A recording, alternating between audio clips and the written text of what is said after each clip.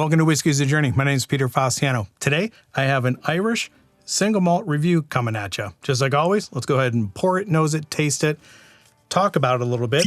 If you stick around, I'm going to add water to this and then give it a score at the end of the video.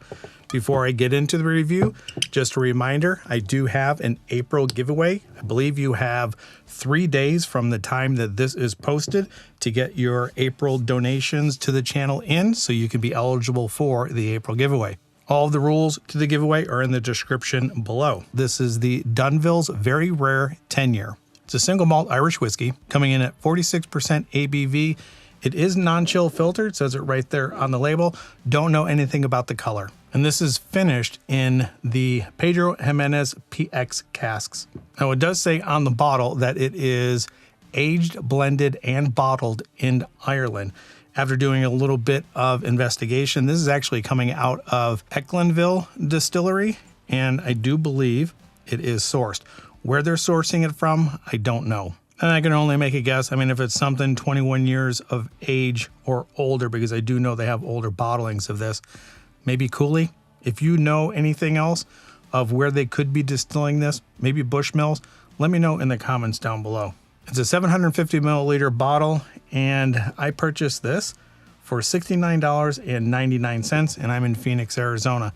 Tell you what, just swirling this around, that PX cask maturation is jumping out of the glass. Very dark, sweet, raisins, dates, figs, and plums. That's classic PX for me. Lots of vanilla, a little bit of oak. Definitely some malt. And it is a little bit spicy, more spice than I originally thought this was going to have. I'm getting some pretty good clove, cinnamon, some pretty good Christmas spices. Anise, nutmeg, all of those things that are associated with Christmas. And it's kind of on the spicy side of the Christmas spices, if that makes sense. Not really on the sweet side. All of that sweetness is coming through with the vanilla and the PX cask. Raisin, date, fig, and plum. Does have a little bit of a chocolate note as well. Maybe a bitter dark chocolate. So let's go ahead and get it on the palate. Cheers, everybody. Wow. Okay. I didn't expect that. There's a tremendous amount of apricot that is hitting the front of the palate. It's very effervescent. It's gliding across the tongue. Sorry again for my mouth watering. That PX note is hitting on the back end. It's really dark, rich, concentrated fruits. It's sinking down underneath my tongue. I love that sensation. I really like the flavors of this. Vanilla, chocolate. That apricot note's kind of throwing me. I wasn't really expecting that.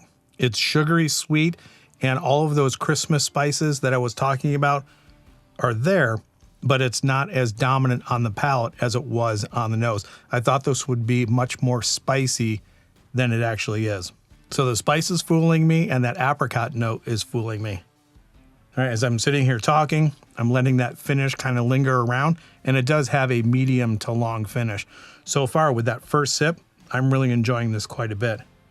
I've had this a few times, and my brother-in-law and John and I have both had it, and we've both enjoyed this. And again, that apricot note I've never had before, and that spice note on the nose is not coming through as strong on the palate. And I really did think that this was a little bit spicier on the palate when we first had it.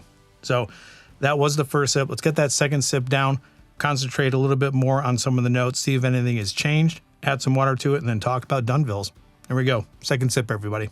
Yeah, that's good. Vanilla, oak, raisin, apricot, milk chocolate. Spice now is starting to hit the tongue a little bit harder this time. Still pretty good saturation of flavors. Those Christmas spices, nutmeg, ginger, allspice, cinnamon, all of those are hitting the tongue pretty good, lighten me up a little bit. Even though this is 46% ABV, I am feeling a little bit of a spice heat and not an ABV heat. Yeah, both of those sips were rather enjoyable. Do me a favor, let me know in the comments down below if you are familiar with Dunvilles. I'm pretty sure it's Dunvilles, right? 10-year, 12-year, or older. Let me know in the comments down below if you have had it. Do you see it in your area? How much are you paying for it? And just overall, what you think of Irish single malts. All right, so this Dunville's story is pretty interesting, and I want to refer to my notes because I don't want to mess this up, because it seems the name Dunville's is pretty important in the history of, I believe, Northern Ireland and their single malt whiskeys. So as I mentioned earlier, the Dunville's brand is owned by the Ecklinville, I believe that's how you pronounce it, the Ecklinville Distillery, but the name of Dunville goes way past the distillery that is in place right now. Ecklinville was established in 2005, and I think their first distillate coming off of their stills was actually put in barrels August 5th of 2013. Now, the name Dunville is, I think, as far back as like 1805, but it didn't have the actual just Dunville and Company Limited name until 1825. And by 1825, I think the family, John Dunville, actually bought out his partner and renamed it the Dunville Distillery. And it was going strong. It was actually in the family name and run by the family for 5 generations. And this is kind of a tragic story here. And apparently and this is where I'm getting a little bit hazy, the Royal Irish Distillers owned the Dunville brand, but it was still run by the Dunvilles. And unfortunately, in 1931, Robert Lambert Dunville suddenly passed away at the age of 38. He had 2 brothers. One passed away in the Great War, and the other one lived in Australia. And the one that was living in Australia after the death of his brother denied functioning or denied the operation of the distillery. And then by the year 1935, the assets of the company were sold out, and then Dunville no longer existed until the Ecklinville Distillery revived the name. And also, please do me a favor, let me know in the comments down below. I think they were talking about the significance of this brand and this name in Northern Ireland.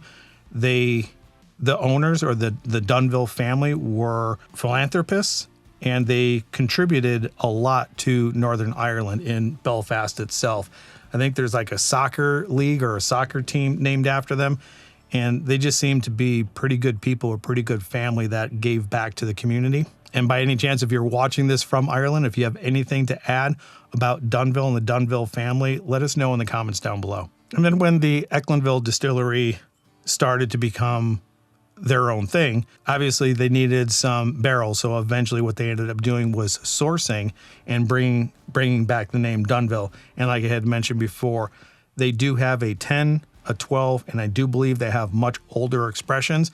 And based on my understanding, there's not a whole lot of sourcing that's going on with Irish single malts other than Cooley and maybe Bushmills. So I think you can kind of deduct from that there's only a few possibilities where this could come from. If you have any other suggestions, leave them in the comments down below. And I do believe they're still using their sourced barrels to produce this.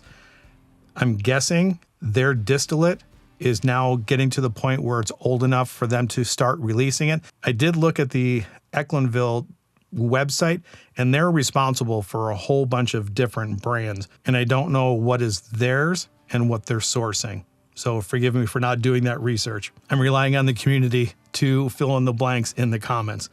All right, so I think it's enough with the history. I added the water to it. Let's get this thing on the nose, taste it one more time, and then give it a score. All right, that brought out a little bit more of the PX, and there is a bitterness that is now in the glass that I don't particularly care for. It's still oaky, it's still sweet. I still get a lot of vanilla along with those dark raisin, date, fig, and plum. That apricot note is still lingering a little bit, maybe by a thread. Chocolate's there as well. Still smells pretty good, but I'm not really keen on that bitterness. If bitterness has an actual nosing note, it smells bitter. Almost like I'm smelling a grapefruit, but without it actually being grapefruit. All right, let's go ahead and get this thing on the palate. Hopefully that bitterness is not there. With the amount of water that I added, it has definitely killed everything in here. Maybe I added too much. Going forward, I will not be adding water. There's still remnants of sweetness, but everything is now pretty much killed, flattened out, and it's nondescript. As I'm sitting here, probably a little bit of vanilla is coming through along with some oak. Yeah, not too pleasant with the water. So if you're new here, I rate everything out of 5 stars. I really enjoyed this pour without the water, so I'm obviously going to be focusing in on with that. I'm a sucker for something that's PX finished or PX matured. This does not disappoint. It's dark, it's rich, it's concentrating of flavors. I like the vanilla, that apricot note, again, threw me, but I do really enjoy that. The chocolate notes, the length of the finish, medium to long, all of that is a plus for this. Whether it's Bushmills or Cooley, I'm not sure. Doesn't really make a difference. If it's good, it's good. And based on what's in the glass, I enjoyed it very much. So I am going to put this at a 3.95. There's enough sweet, there's enough spice. The PX that's actually in there is shining through. I like the price point, and I like the pour in general. So there you go. Don't forget, let me know in the comments down below what you think of this brand or think of this individual bottle. If you had the 12 or the 21 or any of the other expressions, let me know what you think of them in the comments. Like, subscribe, share, do all those things that YouTubers ask you to do. If you are not a subscriber to the channel and you've made it this far and you like this information, do me a favor, subscribe to the channel. And until the next time, wherever you're at in your journey, I hope you're enjoying it, and we'll talk to everybody later. Bye.